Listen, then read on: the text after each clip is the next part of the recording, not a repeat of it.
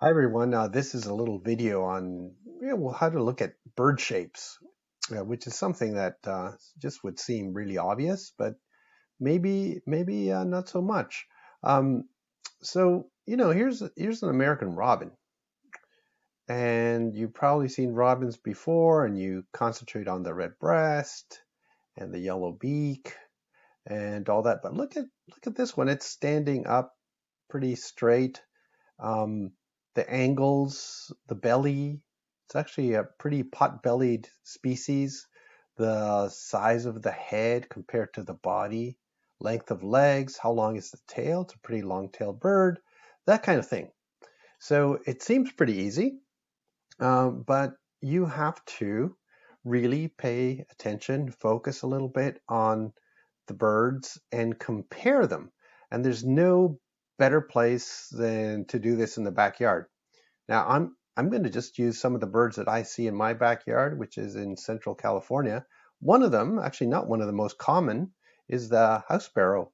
And house sparrows are often ignored by birders, but they're there and you might as well look at them and you might as well get some information from them, have them teach you something. Then that's the whole point.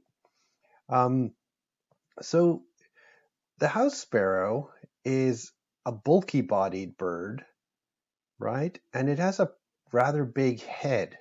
So look at how many heads you could put into this body, how many head lengths you could put into this body. Now it's a little, the angle's not quite straight on, but still you can get the sense that also this is a short-tailed bird. Look at how the tail, again, compared to the head, or one thing I do is I take the bend of the wing to the tip of the wing and I take that length and I compare it to the tail, sort of from that tip to roughly where the tail would start in there inside the feathers.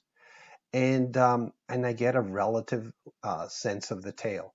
Most most little songbirds have a distance of tail length to wing length that is similar, but there are some species where you see that the wing will be much longer, others where the tail's much longer.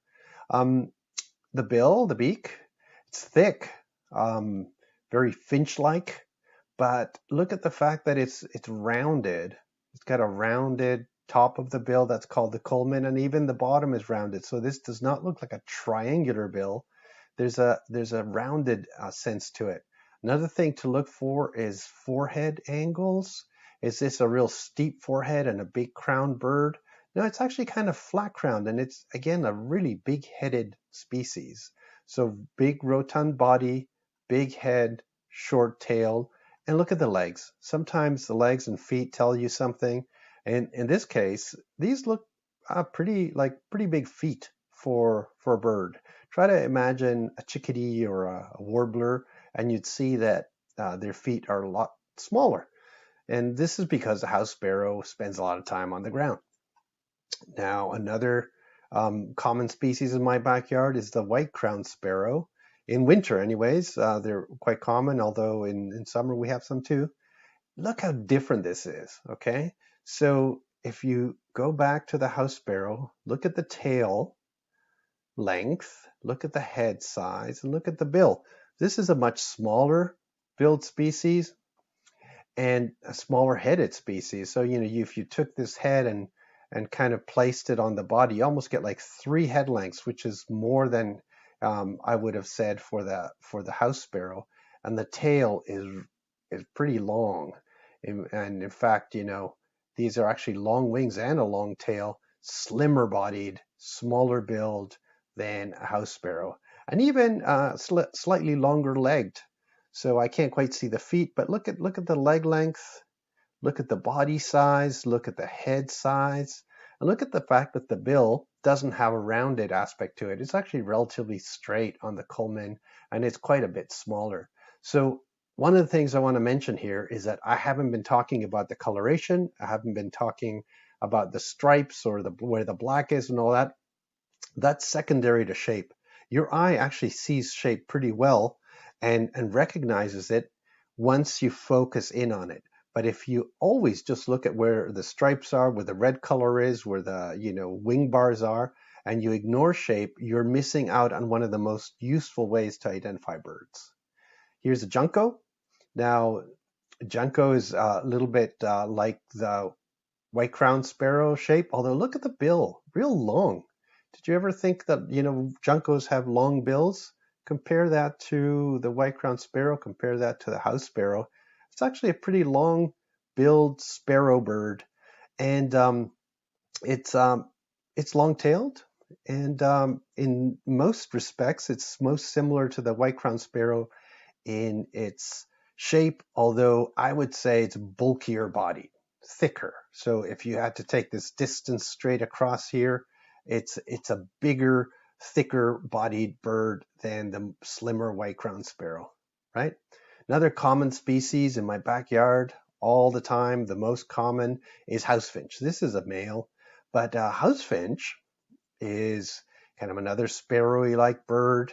And in this case, let's look at how the body is relatively long. It's, in some ways slimmer, more like a white-crowned sparrow, comparing that head to how many times you could place it on the body, about 3 times, relatively long tail. And the bill is thick.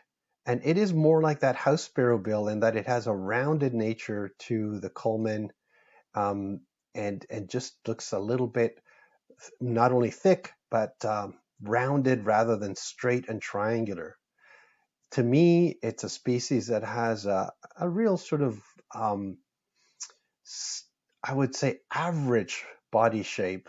And the reason I say that is because a lot of people often confuse this species with the purple finch. And I'll show you purple finch in a little bit so you can see how different their body shape is. Here's a female house finch, and you'll find that in most birds, the males and the females might have different coloration, but their shapes are the same.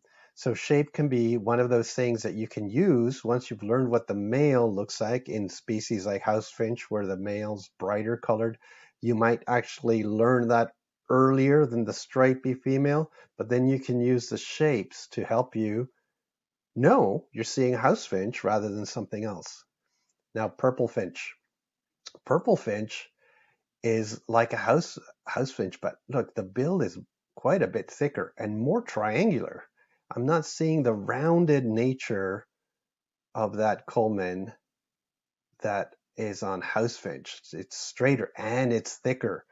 The key part is that it's thicker at the base, and I also think it's just bigger overall as a bill. The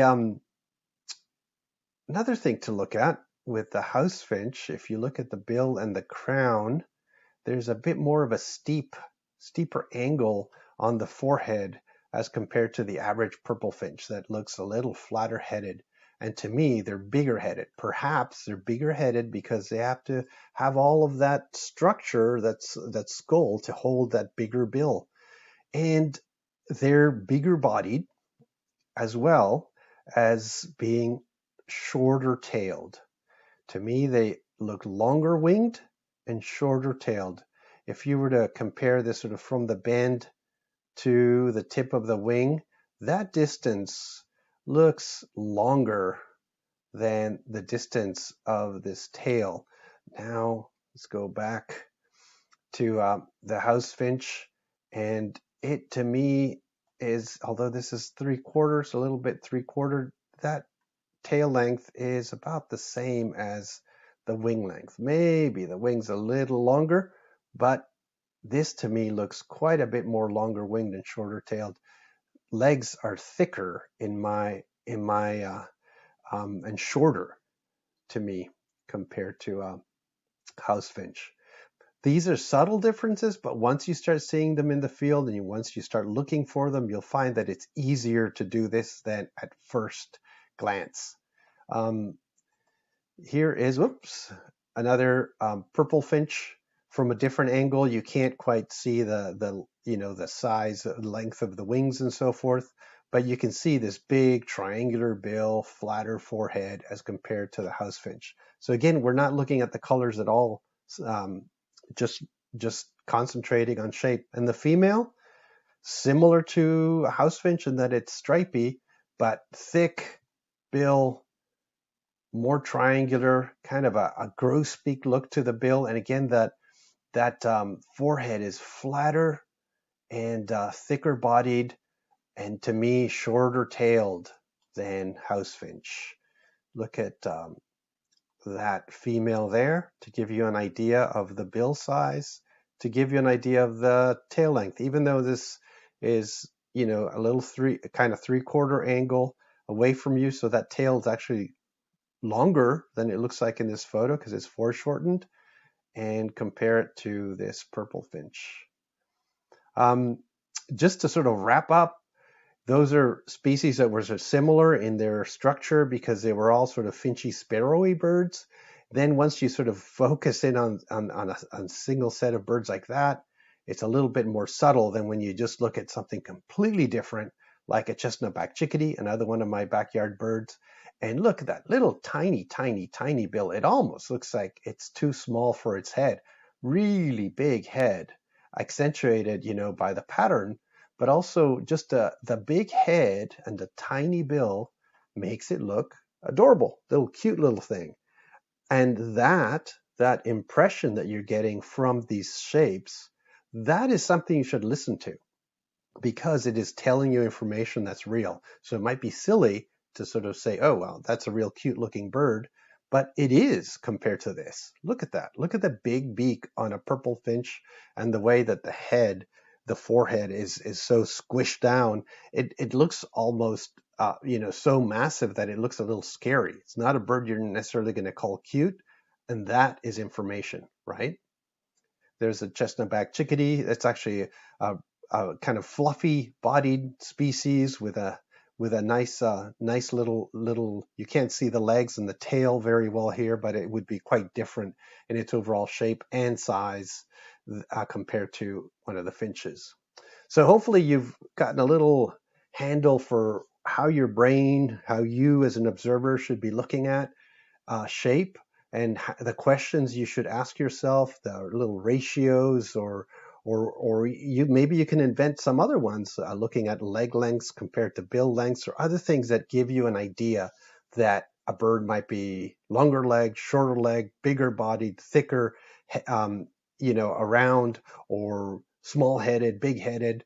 And then, when you get to birds that are completely different, like this Buller shearwater, look how long those wings are, pointy tail, completely different look. And just alone from all of this, if you've been looking at gulls, you'll notice that there's substantial differences. People always say, how are you going to know a shearwater or are these other seabirds compared to gulls? Shape is one of the main ways you identify birds in general, and in some cases, gulls, shorebirds, seabirds, it is even more important.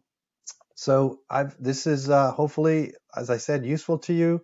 Look me up at alvaro'sadventures.com, and we're going to be having a nice schedule of pelagic trips, offshore trips, going to see birds in deep water from Central California, starting in June into October. Lots of international trips coming up in the next couple of years. Once we can travel again, Galapagos, Antarctica, Cuba, Chile. Do go and see us. And also we'll be doing workshops and other educational programs as we see fit. So thank you very much.